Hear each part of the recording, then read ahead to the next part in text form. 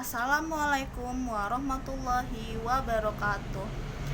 Di kesempatan kali ini, izinkan saya untuk memperkenalkan diri. Nama saya Migita Diliana Agustina Taud dengan NIM 180810101051 dari Manajemen Keuangan kelas A.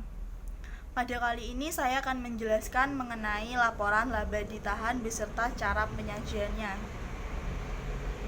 Yang pertama adalah pengertian dari laporan laba ditahan. Laporan laba ditahan itu adalah sebuah laporan yang menyajikan akumulasi laba periode tertentu dan sebagai indikator kemampuan perusahaan dalam menciptakan laba. Nah, jadi sebuah perusahaan itu dapat menyajikan laporan laba ditahan dengan cara yang pertama adalah menyiapkan laporan laba ditahan yang terpisah, kemudian yang kedua adalah adanya kombinasi laporan laba rugi dan laba ditahan, kemudian yang ketiga adalah di laporan ekuitas pemegang saham. Nah, jadi jelasnya itu sebenarnya akun dari laba ditahan itu terpisah dari akun modal saham. Nah, jadi seluruh saldo laba dianggap bebas untuk dibagikan sebagai dividen kecuali jika diberikan indikasi mengenai pembatasan terhadap adanya saldo laba seperti itu. Nah, jadi misal ini dicadangkan untuk sebuah perluasan pabrik atau untuk memenuhi ketentuan regulasi maupun ikatan tertentu seperti itu. Nah, kemudian saldo laba yang tidak tersedia itu untuk dibagikan sebagai dividen karena adanya pembatasan-pembatasan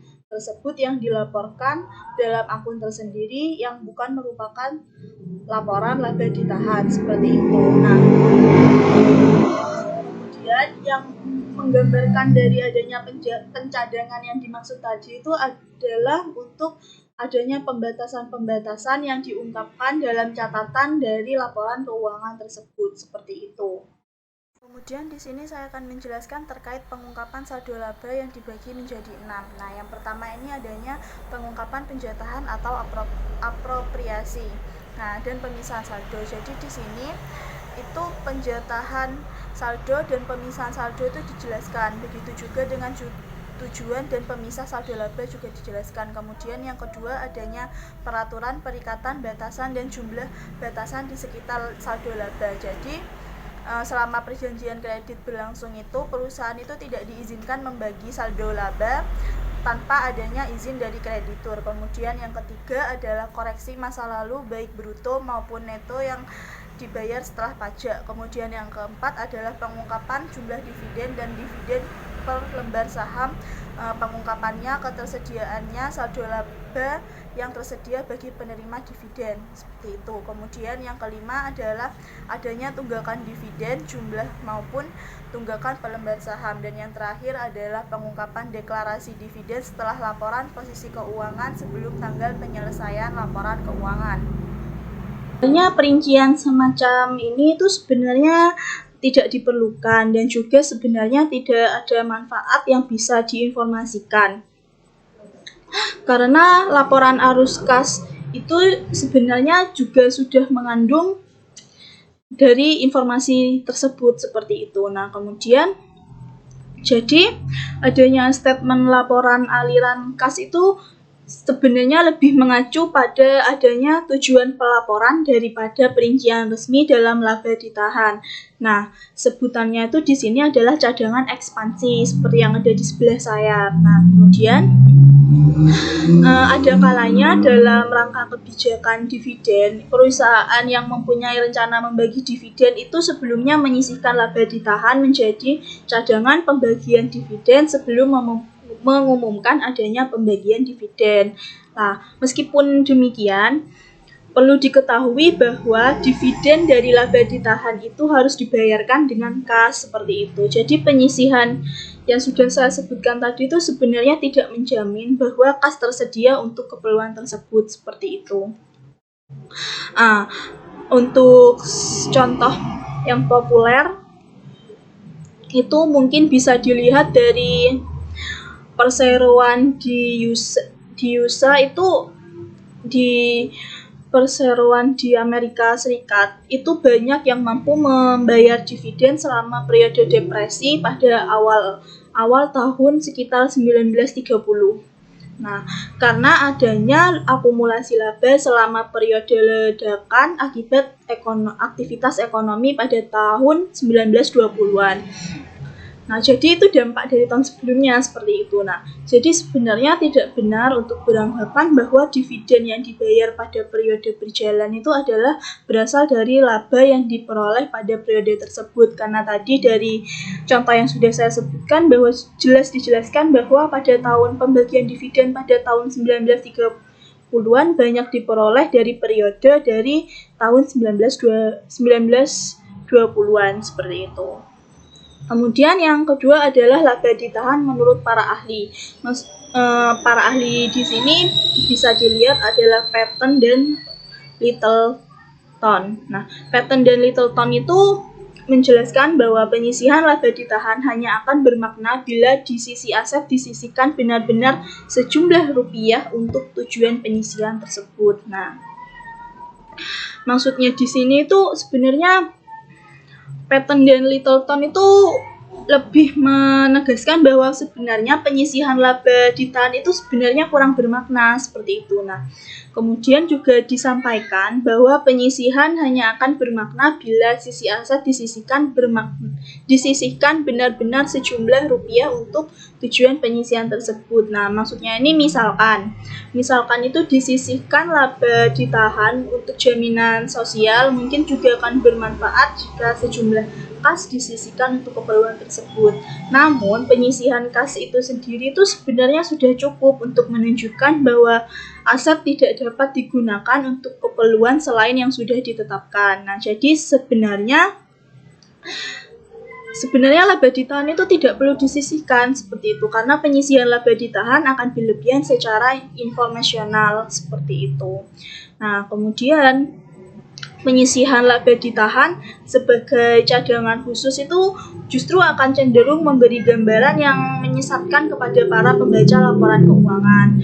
Istilah cadangan yang dari tadi disebutkan itu akan memberi kesan sebagai dana kas atau semacamnya yang disisihkan, dihimpun untuk tujuan khusus seperti itu. Padahal pada kenyataannya itu sebenarnya tidak ada dana yang benar-benar dipisahkan seperti itu. Maksudnya dana di sini adalah kas ataupun aset lainnya. Yang jumlahnya sama dengan jumlah cadangan laba ditahan yang dibentuk bahkan kadang-kadang tidak pernah, atau akan terjadi investasi atau pengeluaran dana seperti yang disebut dengan nama cadangan laba ditahan. Jadi pencadangan seperti ini menurut Paton dan Littleton itu akan dianggap percuma seperti itu. Kemudian Paton dan Littleton itu juga berargumen bahwa sebenarnya perincian laba ditahan itu juga tidak diperlukan. Nah, menurut Paton dan Littleton itu laba ditahan itu pada dasarnya tidak lebih daripada sebagai bagian hak dari pemegang saham atas dana yang tertanam dalam seluruh aset sebagai kesatuan. Jadi jumlah rupiah laba ditahan itu tidak dapat diidentifikasikan ke atas dasar jenis aset apa jumlah rupiah tersebut. Juga ada seperti model setoran ya. Nah, laba ditahan itu terikat dalam aset sebagai satu kesatuan seperti itu. Hal ini menunjukkan bahwa sebenarnya adanya tiap-tiap bentuk klasifikasi laba ditahan atas dasar untuk apa jumlah rupiah laba ditahan itu digunakan dalam perusahaan adalah sifatnya itu hipotesis belaka dan maksudnya itu sama sekali tidak bermakna seperti itu. Nah, bentuk lain dari penyisihan itu sebenarnya adalah untuk tujuan penyerapan kemungkinan rugi dan ketidakpastian lainnya. Nah, penyisihan seperti ini itu juga tidak bermakna karena pada dasarnya total jumlah rupiah laba ditahan itu dipandang sebagai penyangga atau cadangan umum, atau maksudnya itu adalah general purpose waiver seperti itu. Nah, jadi kalaupun memang terdapat tuntutan ganti rugi atau klaim yang suatu saat memang harus dipenuhi, maka jumlah rupiahnya itu kalaupun perlu ditaksir itu harus ditunjukkan sebagai bentuk kewajiban. Nah, kalaupun ketidakpastian tersebut itu tidak lebih dari sekedar kemungkinan, nah khususnya itu apabila jumlah rupiah kerugiannya tidak dapat ditentukan, maka sebenarnya suatu catatan itu akan cenderung lebih informatif daripada adanya penyisihan laba ditahan. Jadi mereka benar-benar berpikir bahwa penyisihan laba ditahan itu memang tidak diperlukan seperti itu. Nah, kemudian proses penyisihan laba ditahan itu seharusnya itu tidak dicampur adukan dengan adanya proses akuntansi untuk pengukuran laba. Nah, jadi apabila demikian, maka masalah cadangan laba ditahan itu harus dibedakan secara tegas dengan masalah teoritis yang berkaitan dengan akun-akun cadangan utang. Maksudnya itu misalnya ada akun-akun seperti diskon utang obligasi, kemudian cadangan aset, kemudian juga adanya cadangan kerugian piutang. Serta juga ada akun-akun cadangan lainnya sebagai kontra akun aset atau kewajiban seperti itu.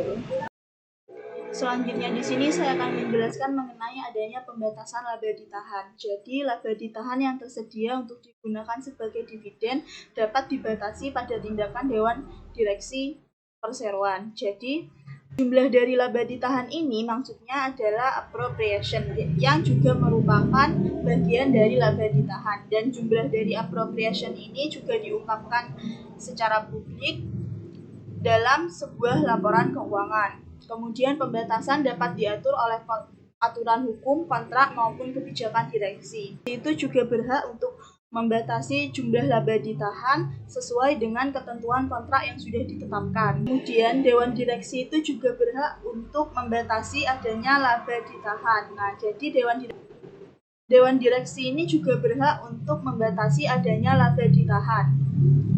Jadi Dewan Direksi itu juga memiliki kewenangan untuk membatasi adanya pembagian dividen. Jadi dana dividen ini misal hanya 50% yang dibagikan. Jadi selebihnya itu bisa untuk dibuat sebagai misal untuk pengembangan perusahaan, untuk tambahan modal perusahaan dan sebagainya. Kemudian saya akan melanjutkan terjadinya perubahan laba ditahan. Jadi paling tidak terdapat 4 transaksi yang menyebabkan terjadinya perubahan laba ditahan.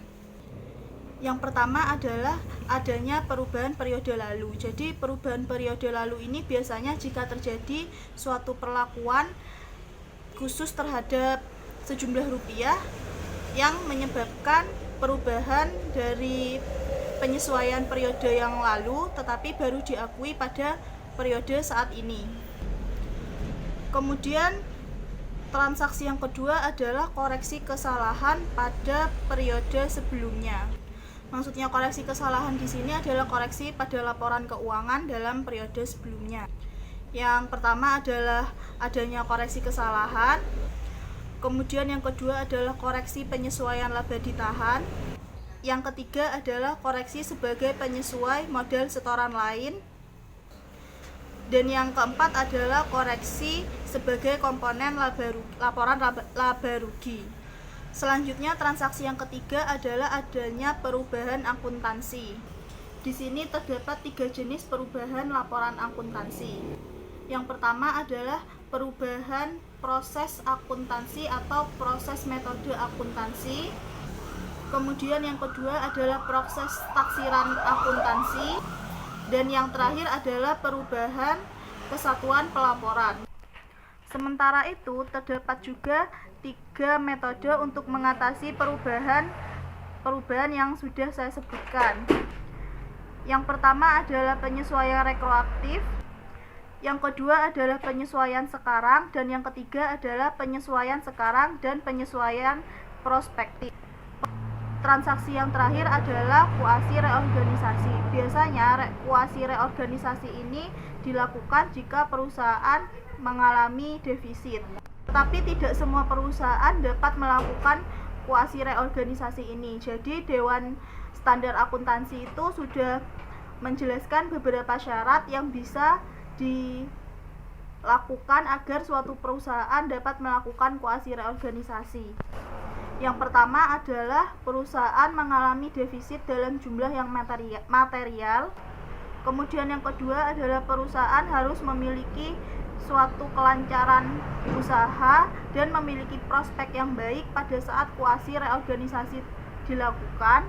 Kemudian yang ketiga adalah perusahaan tidak sedang mengajukan permohonan kepailitan atau kebangkrutan. Yang keempat adalah tidak bertentangan dengan peraturan perundang-undangan yang berlaku. Kemudian yang terakhir adalah jumlah saldo ekuitas setelah kuasi reorganisasi ini harus positif. Nah, kuasi reorganisasi ini tidak dapat dilakukan jika laba ditahan masih dapat menyerap defisit. Kemudian terakhir saya akan menjelaskan bagaimana cara menyajikan laporan laba ditahan. Yang pertama adalah dengan menyajikan laporan laba ditahan yang terpisah. Kemudian yang kedua adalah dengan menggabungkan laporan laba ditahan dengan laporan laba rugi.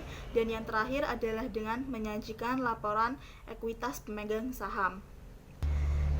Cukup sekian penjelasan dari laporan laba ditahan yang saya sampaikan. Jika ada kesalahan kata maupun kesalahan materi, harap dimaklumi. Kemudian jika ada kritik dan saran, harap disampaikan. Semoga dapat menjadi bentuk pengembangan diri saya untuk kedepannya. Terima kasih atas kesempatan yang telah diberikan. Assalamualaikum warahmatullahi wabarakatuh.